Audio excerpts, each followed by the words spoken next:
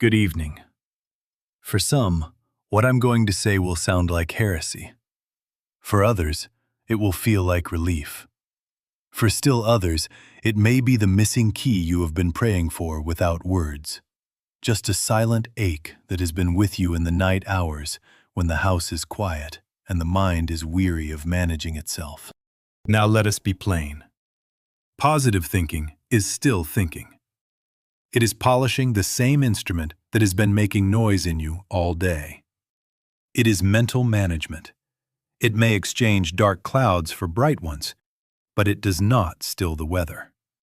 And so you come to this point and discover that no arrangement of thoughts, no matter how affirming, how noble, how beautifully phrased, can reveal God, because thinking remains on the surface of mind.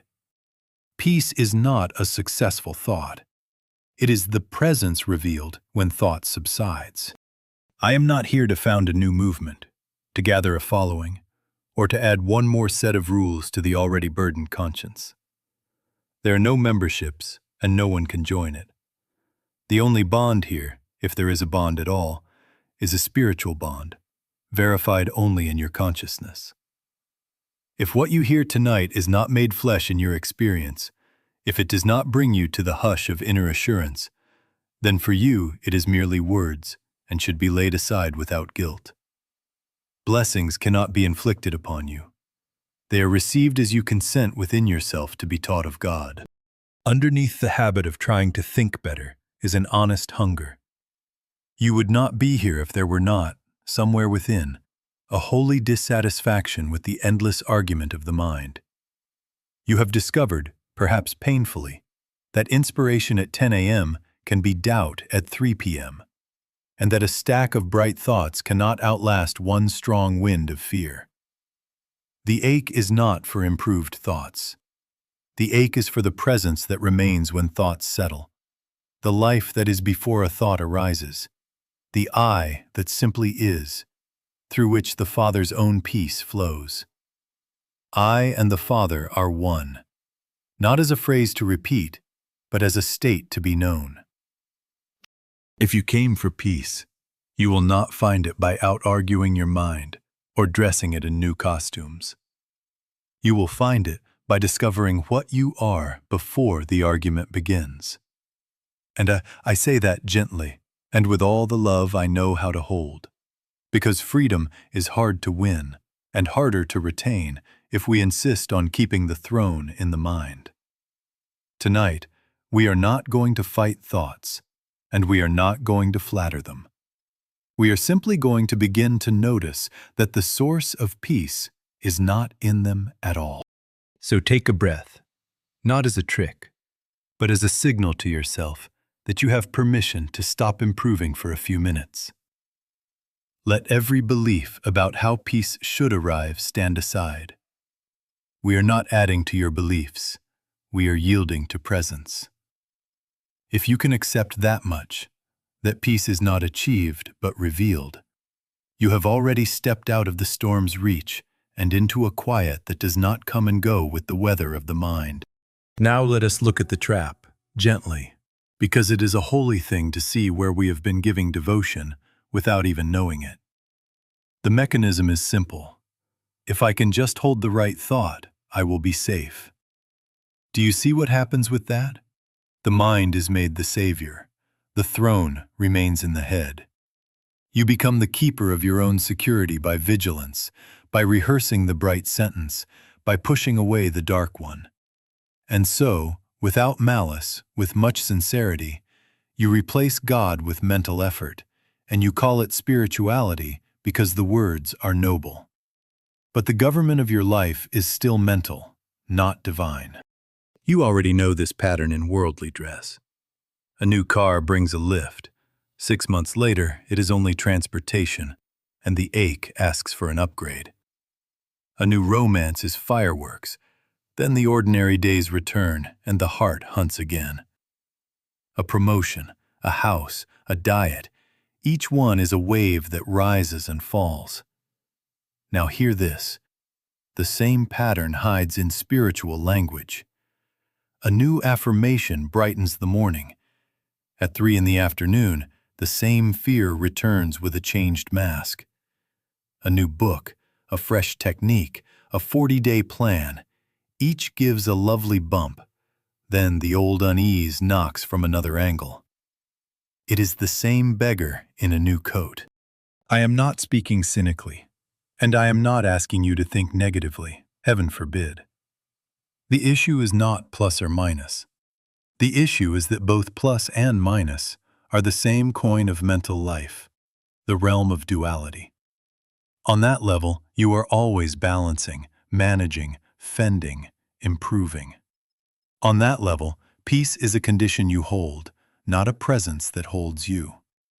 Therefore, even your noblest thoughts live by the clock and fade by the weather of the mind. The flesh profiteth nothing when the throne is mental. The spirit alone gives life. Listen to this rhythm. Let it settle inside you. No thought can give you peace. No thought can maintain peace. No thought can be the source of peace. A thought may point. A thought may witness. A thought may bow. But the peace itself is presence, and presence is not manufactured. It is revealed when thought yields. If good thoughts were enough, why do sincere men and women, good people, praying people, still live with anxiety in the bones, with quiet resentments, with a weariness that sleep does not cure? For some, the answer has been to try harder. Double the affirmations, extend the practice, beat the mind into shape. For others, the answer has been disappointment and a slow turning away. For still others, there is a dawning suspicion that the very effort keeps the wheel spinning. Here is the sober word. As long as you insist that safety depends on your mental grip, you are married to restlessness. Freedom is hard to win. It is much harder to retain while the mind is enthroned. And yet, there is no condemnation in this. Thought is a loyal servant in its place, good for errands, good for language, good for reading the timetable. But it must step down from the altar, yield the seat to God. Not by fighting thought, not by despising it, but by recognizing that the source of peace is not in it at all. Just silently within yourself, notice where you have been making the mind sovereign, and let that sovereignty pass back to the presence that is already here. Then we will have something to build upon, something that does not wear out in the afternoon. Now, if you can just visualize for a moment, don't strain, just let the picture form. There is a vine, living, rooted, drinking the depths of earth and the light of heaven. Out of that vine extend branches. The branches do not become fruitful by thinking green thoughts. The branches do not lecture themselves into sweetness. They bear because they are joined. I am the vine, ye are the branches. That is not poetry for funerals. It is a working manual for how supply actually arrives in consciousness. Sever the branch, and you can whisper 1,000 affirmations over it. You can paint it the color of life. You can tape fruit to it for a day. But you know, and I know, it will wither. The reason is this. Life does not originate in the branch. Life flows through the branch. Translate that gently to your own interior. The mind is not the root system. The mind is an instrument, a very fine instrument, for direction, for language, for errands. It is not the source, and when you ask it to be the source, it buckles under the burden. You feel it as tension across the forehead, as a stomach tightness that no nutrition plan resolves, as a vigilance that never quite sleeps. That is the branch trying to photosynthesize its own holiness, trying to make light by effort instead of receiving light by union. Now, when Jesus said, I am the vine, do not push that into the sky far off. hear it inwardly. The I that you touch when you say I within yourself, that is the point of union. The Father's life, wisdom, power, love, virtues, energies, harmonies, immortalities pour through that I into mind, into body, into circumstance as fruit, but not because the branch worked up a mood, because the branch stayed joined. What does severance look like today? It looks like checking the phone every 5 minutes to make sure the world has not ended, and calling that being informed, while the heart grows parched. It looks like doomscrolling for certainty, like eating headlines for breakfast, and then wondering why the nerves won't sit quietly in the chair. It looks like spiritual practice as bargaining. If I say this verse 20 times, will you fix it by Friday? And when Friday comes and conditions wobble, the bargaining becomes panic. It looks like needing someone to reassure you every hour that it's going to be all right, because the inner taproot has not been touched, and the branch is tired of pretending it can power the tree. Therefore, let us be very clear. Fruit does not come from better mental effort. It comes from conscious union with the source. The mind can consent. The mind can witness. The mind can bow. But the mind cannot be captain in a sea it did not make. Just silently within yourself, right here, recognize this. I within am the branch, and my life is the vine. Don't try to feel holy. Don't try to be bright. Let the trying stop for a breath, and you will notice a softness, a not having to, as if the branch discovered sap again. From that place, thoughts will still come and go, plans will still be made, but they will be governed by the flow and not by fear. Freedom from fear is hard to win. It is much harder to retain if we keep returning to the old habit of mental control. The way is straight and narrow. Abide and let the life abide in you. Refuse the throne to the mind, not by force, but by fidelity to presence, and the fruit will announce itself without your advertising. Now let us be very plain, because confusion here keeps the wheel turning. Presence is not an emotion. Presence is not a trance.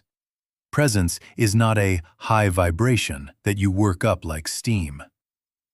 Presence is the quiet awareness in which all thoughts appear and disappear, the very room of consciousness that remains when a thought completes its sentence and falls silent. When you say I within yourself, without any story attached, that naked being is the doorway through which presence is recognized. Consider 3 levels, just for clarity's sake. First, thought, the content, the pictures and words, memories, plans, anxieties, even spiritual sentences about God. These rise and fall like waves. Second, awareness, the capacity, the open sea in which the waves rise and fall. It is not moved by the particular shape of a wave. Third, presence, that same awareness recognized and yielded to as God's own life, expressing as your very being. I and the Father are one is not a poetic claim you repeat. It is the fact you discover when awareness is no longer assumed to be a private mind, but known as the Father's life made evident here, as you.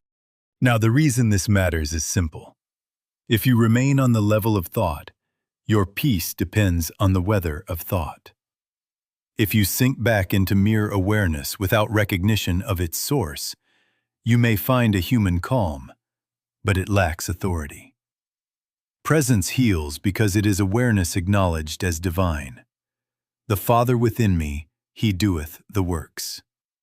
At that level, fear is not argued with. It is seen. And what is seen as a claim, as a suggestion within consciousness, loses its command. You do not wrestle shadows when the light is on. You behold their nothingness and walk through. Therefore, when you hear me speak of presence, do not think I am asking you to worship self-awareness. God forbid. We are not crowning a human self that stares at itself in a mirror of mindfulness. We are consenting to the divine consciousness that is closer than breath, the life that is our life, the mind that is our mind. Be still and know that I am God. Not be still and feel holy, not be still and think better thoughts, but be still and know. A house divided against itself cannot stand. If you divide your awareness from its source and call it me, you will wobble. Recognize awareness as God with you, God as you, and the division is healed. Do not measure presence by fireworks. Sometimes there will be warmth, sometimes tears, sometimes nothing remarkable at all, just a simple okayness, an absence of strain, a quiet sense that you are carried. That quiet is not apathy. It is authority without effort. And, if you wish a hint for entry, it is this. Let I be I. Not I am this, not I am that. Simply I. Rest a breath in that, and notice that the mind does not have to manage it. That is the beginning of abiding. From there, fruit appears in due season, not because you have achieved a mood, but because presence, recognized, does the work. Now we are going to do something very simple. Not a ritual, not a technique to master. An experiment. Just silently within yourself, right here, without moving a muscle. Think of the word I. Not I am this, not I am that, just I. Let it be a whisper without sound, a recognition without a label. Do not try to feel holy. Do not try to stop your thoughts. Simply let I be I, and rest there for a breath. Notice the instant you do this, that you are before the mind has had a chance to dress you. You are prior to your roles, your name, your age, your history. You are at the place of contact, the living point where the branch meets the vine. Do not construct it. Do not decorate it. Just notice. There is being here. There is awareness here. And if you do not rush to manage it, there is a quiet okayness you did not manufacture. Now thoughts may come. A memory, a shopping list, a worry about tomorrow's appointment. Let them pass like birds across a wide sky. Do not swat them. Do not follow them. Return gently to I. Again, just I. Each return is not failure. Each return is fidelity. Each return says to the mind, you are a good servant, but the throne belongs to God. And in that fidelity, you will feel, sometimes, a softening in the chest. Sometimes, a loosening of the jaw. Sometimes, nothing notable at all. Only the absence of strain. That is fine. Presence is not a firework. It is the fact beneath the noise. As you rest here, say within yourself, not as a statement to believe, but as a recognition to behold. I and the Father are one. Let it echo for a moment, then drop even the words and remain as the bare I. This is not an achievement. This is a cessation of self-interference. You are not producing light. You are ceasing to shade the light. You are not summoning supply. you are consenting to the flow that has been moving through you since before you learned your first word. The Father within me, He doeth the works. Feel the truth of that, not as emotion, but as relief. Oh, I do not have to be captain in seas I did not make. For some, this will feel like stillness. For others, like a gentle warmth. For still others, like simple blankness. All are acceptable. Stay with I. If the mind asks, "Am I doing it right?" smile inwardly and answer by returning to I. If the body fidgets, let it. The ocean does not mind the ripple on its surface.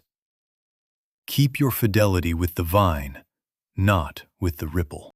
Now, open your eyes if they drifted closed, and test this. Right now, compare the quality of this moment with the hour you have spent on other days arguing yourself into peace. Even a few seconds of letting I be I is more restoring than an hour of mental wrestling because you have stopped obscuring what already is. You have yielded to presence rather than tried to produce it.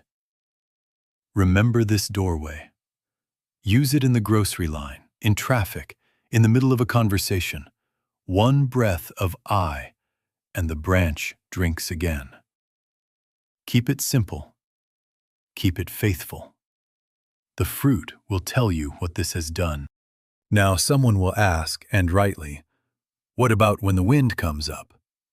What about the phone call at 2 a.m. and the diagnosis you did not plan for? What about the email that ends a trust you were building for 10 years? What about the banker's voice that says, "I'm sorry," and the floor seems to give way under your feet? You can repeat a bright sentence all day, and then one event, one sharp shake, and the mind collapses into fear as if it had never practiced at all. Be honest with yourself. You have watched it happen. For some, it has been the hospital waiting room. For others, a betrayal. For still others, a bill that cannot be explained away. The storm rises, and the captain you elected in quiet water, the thinking mind, loses the wheel. The reason is not that you are weak, nor that the sentence you used was wrong. The reason is spiritual. Affirmations operate at the level of form, words within the field of mind. Crisis forces the question of source. Is there a life beneath the words? Is there a presence that does not shake when conditions shake? At that point, you discover this principle. You can replace a thought and replace it again and replace it again, yet the one replacing is still afraid. The branch is rearranging its leaves while the wind is in the roots. Do you see that? The government must shift. Now remember, blessings cannot be inflicted. You cannot be talked into peace by your own vocabulary, nor can I, nor can any teacher push it upon you. Peace is received as you become receptive through conscious union. That is why, in the gospel pattern, the Master so often asked, "Do you believe that I can do this?" By that very answer, they placed themselves in conscious alignment. They opened. Presence entered, not as a new sentence, but as the very life of God functioning here and now. When the storm rises, the mind cannot be captain because it rides on the same surface it is trying to calm. Presence is the depth. Presence is the unshakable. Be still and know that I am God. Not be still and think better. Be still and know. In that knowing, felt, not argued, fear is not wrestled. It is seen. And what is seen in the light loses its power to command. The Father within me, He doeth the works, even when the waves slap the bow. Do not condemn yourself if your affirmations failed under pressure. That is not a personal failure. That is a holy graduation notice. It is evidence that you are ready to move beyond the mind to the source the mind was trying to describe. Let this be the turning. Right in the middle of the shaking, return to the bare I. Not I will fix it, not I must be brave, simply I. Abide a breath. Yield the throne back to God.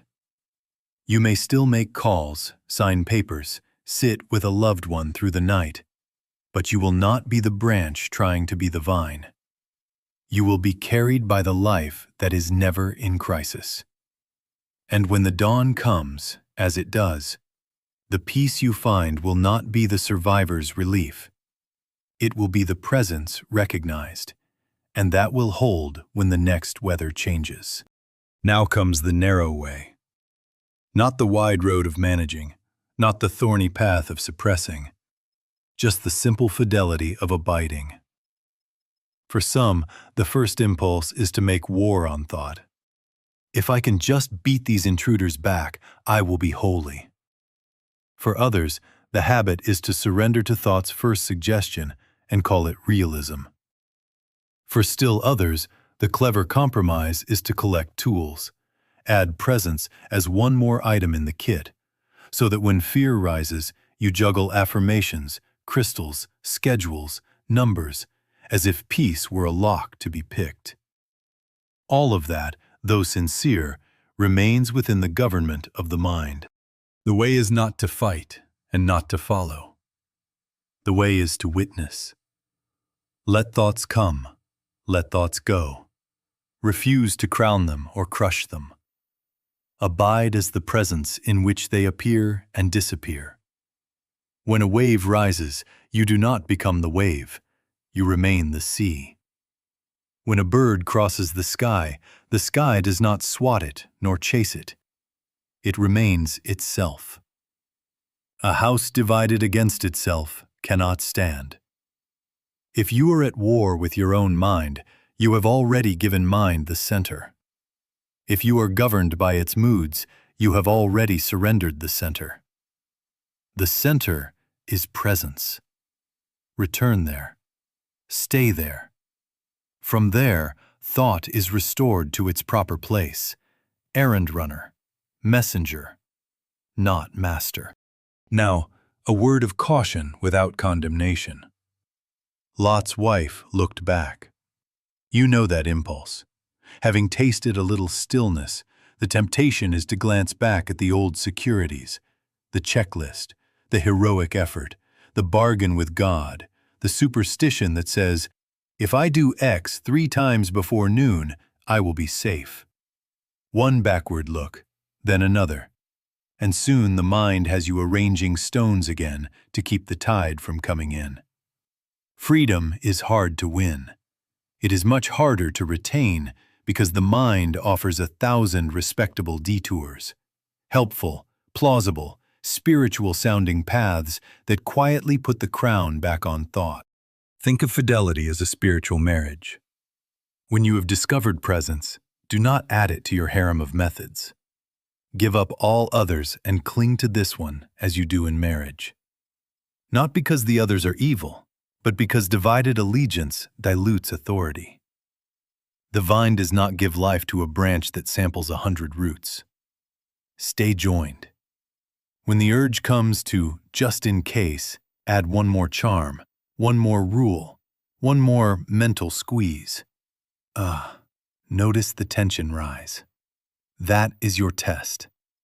If a practice makes you tight, superstitious, dependent on hours, numbers, or tokens, it is not presence. Presence restores simplicity, clarity, quiet authority. Presence relaxes the jaw. Presence does not need a clock to be God. Your practical check is gentle and immediate. Does this turn you inward to the bare I, or outward to a contingency plan? Does it leave you quieter, less governed by outcome, or more vigilant, scanning the horizon for the next condition to fix? If you feel driven, you are back in the branch trying to be the vine. If you feel carried, you are abiding. Hold to this, not grimly, but faithfully. You are not asked to be thoughtless. You are invited to be free. Free enough that thoughts pass as messengers, not masters, and your yes and no issue from the center where I and the Father are one. Keep to this narrow way, and you will find that restraint is not loss. It is power reserved for the one who actually does the works. Now we must speak plainly about proof. This is not a philosophy of words to charm an evening and leave you the same tomorrow. If presence is what we say it is, it must announce itself in your life as peace you did not manufacture, as guidance that comes without strain, as healing that does not ask your nerves permission, as stability in the very place where you used to wobble. Otherwise, it is just talk, and you should lay it aside without guilt. People aren't interested in a philosophy of words unless it can be backed by demonstration, and neither am I. Since I have learned to abide, I have learned this much. The Father within me, He doeth the works. If He is doing the works, there will be works. What does fruit look like? It looks like wisdom that arrives before the argument, patience that waits without boiling, integrity that chooses the straight course when no one is watching. It looks like courage without bravado, tenderness without sentimentality, discernment that quietly knows yes from no, restraint that keeps the hand from the horn and the tongue from the needless word. It looks like vitality, not jittery energy, but steady life. Clarity, order, timing, right activity. Love that does not need applause to keep loving. It looks like compassion, humor, humility, generosity, creativity, resourcefulness, poise, balance. Virtues, powers, vitalities, immortalities, appearing not by grit, but as sap in a branch that has remembered its vine. Guidance, when it comes from presence, is not a committee meeting in the head.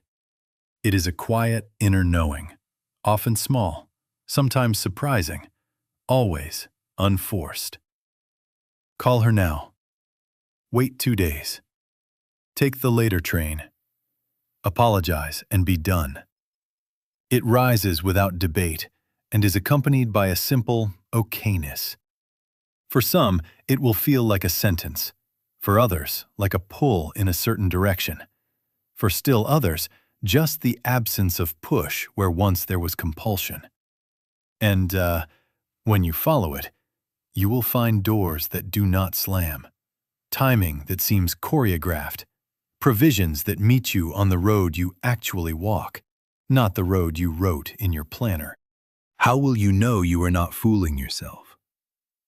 By small, steady changes where you live. You used to snap. You find yourself pausing. You used to defend every opinion. You discover you do not need to be right, only true. You used to spiral for 2 days after a slight. You watch the wave rise and fall, and you are yourself again in 20 minutes. You used to buy peace with food, screens, noise. You feel the old hand reaching, and it does not grip. You used to rehearse dread at 3 a.m. You return to I, and sleep comes like rain on a roof. In traffic, the jaw does not lock. In meetings, you hear beneath the words. In the hospital room, you are not the storm. You are the stillness in the room, and others steady themselves by your quiet. This is demonstration. No one can certify this for you. There are no badges, no committees, no memberships, and no one can join it. The only bond is a spiritual bond, and you alone can verify it by fruit. Measure it in your own bones.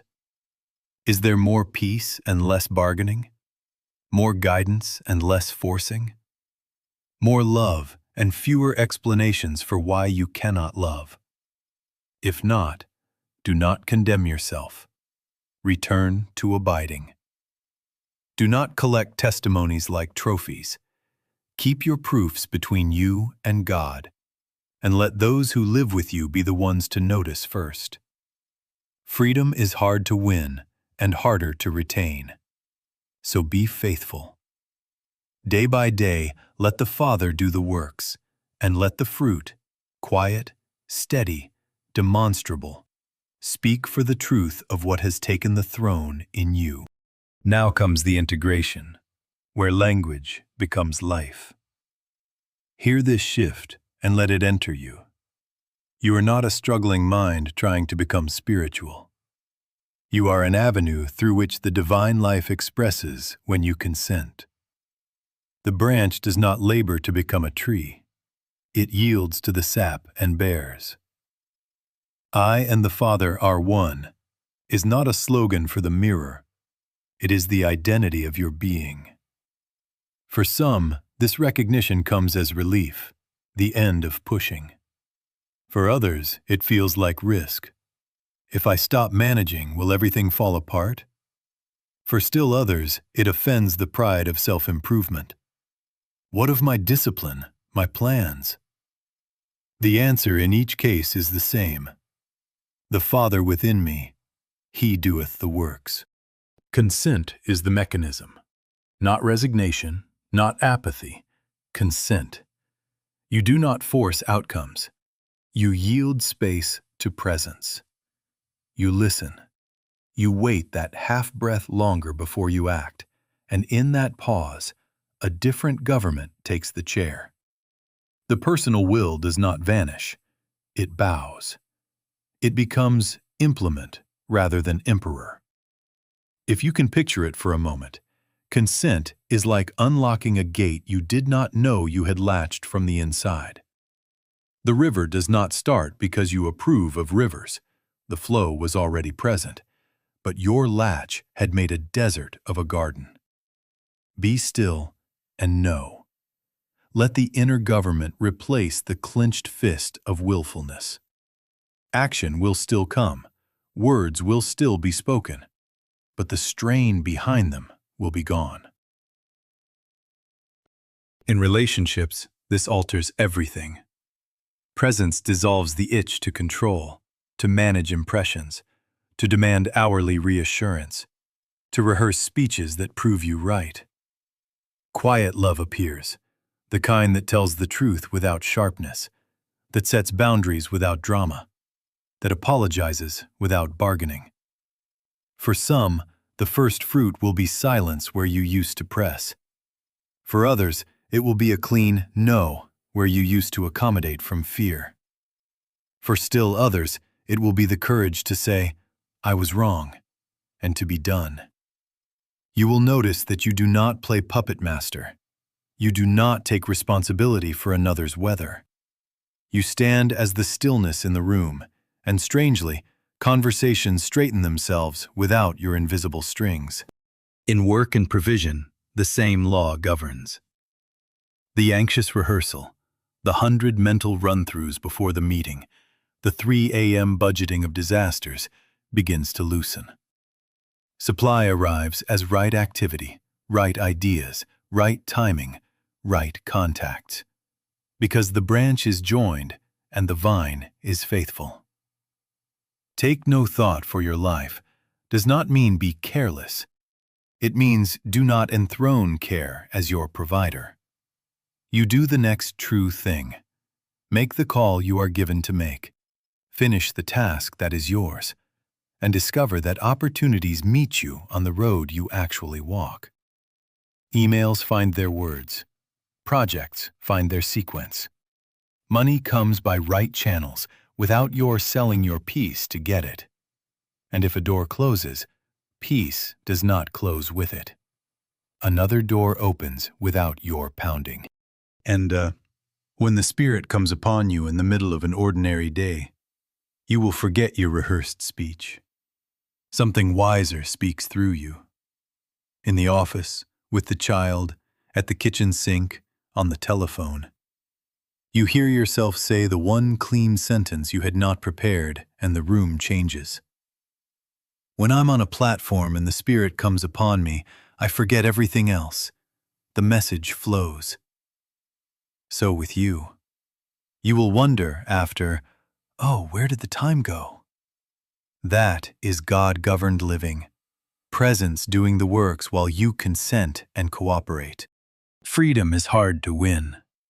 It is much harder to retain if you keep reaching back for the crown. You will feel the temptation. One more push. One more clever angle.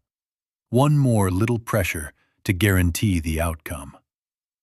That is the old sovereignty asking for its seat. Decline it, gently but firmly. Return to I. Consent again. Let the Father govern the word, the meeting, the money, the home. Measure by fruit. Less strain, more clarity. Fewer bargains, more truth. Less noise, more love.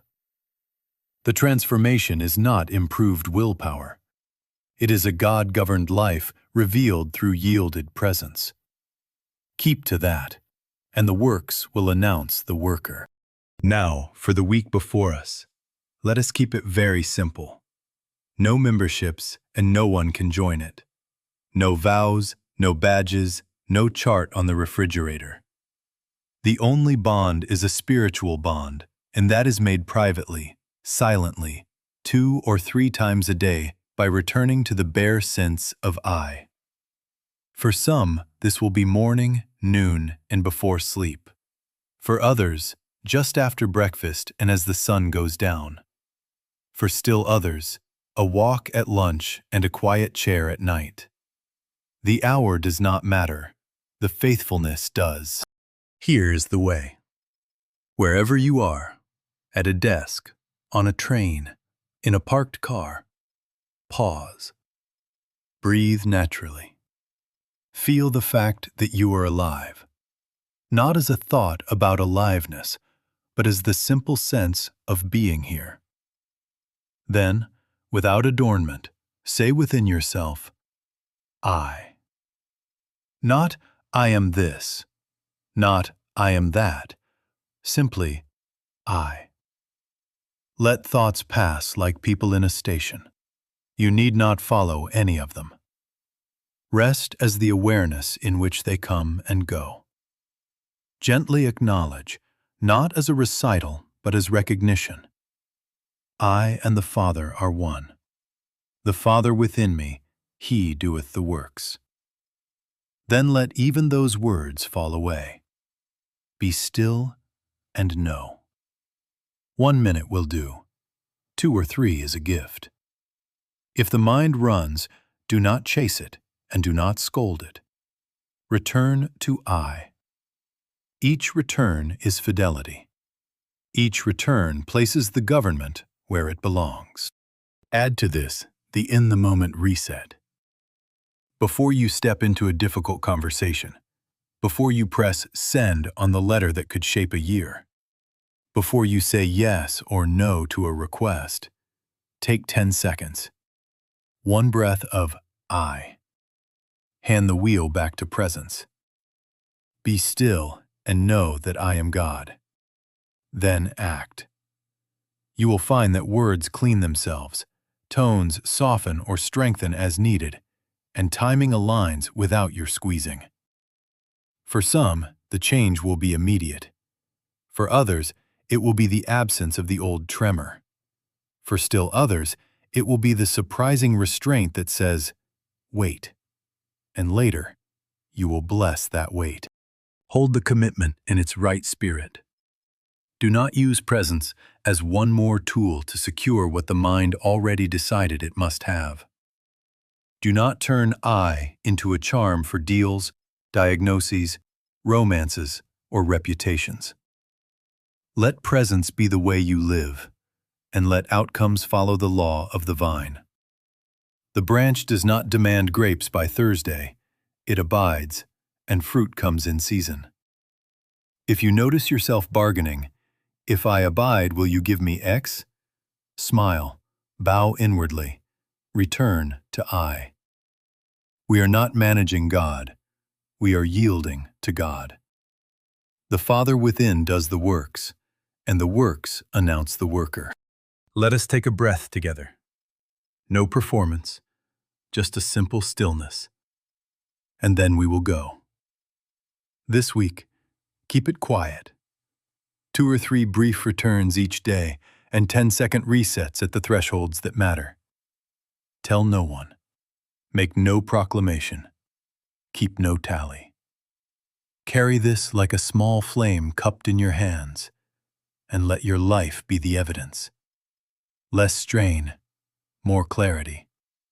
Fewer bargains, more truth. Less noise, more love. And if by the end of the week you find yourself saying, "Oh, where did the time go?" you will know. The vine was faithful, and the branch remembered home.